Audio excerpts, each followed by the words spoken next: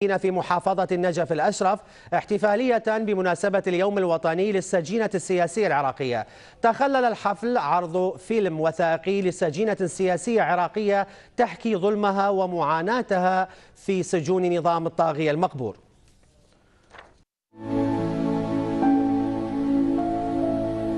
عندما تتحدث المرأة العراقية عن أيام محنتها في ظل حكم البعث الإرهابي، فإن ألم ذكرياتها لا يزال يوجع قلبها المتألم بما عاشه من جرائم في سجون صدام المخيفة. عن ماذا أتحدث؟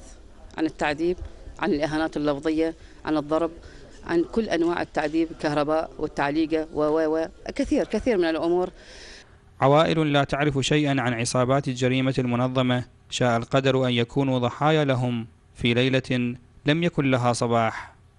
يعني ما عرفنا، لا عندنا ولد هارب ولا عندنا فد شيء، كل شيء ماكو، هيك اخذونا ما عرفنا شنو ما شنو. 5 سنوات احنا بالسجن، 5 سنوات احنا وعائلتنا بناتنا وولدنا. ابونا مات بالسجن، ابننا اخذوا مده انسجن وعدموه. مؤسسة السجناء السياسيين في النجف الأشرف احتفلت بيوم السجينة السياسية، حيث استذكرت العوائل المسجونة أيام محنتها من خلال فيلم وثائقي لإحدى سجينات العراق. لقد دأبت مؤسسة السجناء السياسيين على تنظيم احتفالية مركزية كل عام تخليدا لتضحيات ومعاناة السجينة السياسية العراقية. السجينة السياسية العراقية عانت الكثير من الويلات والظلم والاضطهاد من قبل نظام البعث. اليوم هي أيضا مضطهدة، الأم العراقية مضطهدة، حيث ابنها يقتل في التفجيرات ولا أحد يدافع عنها.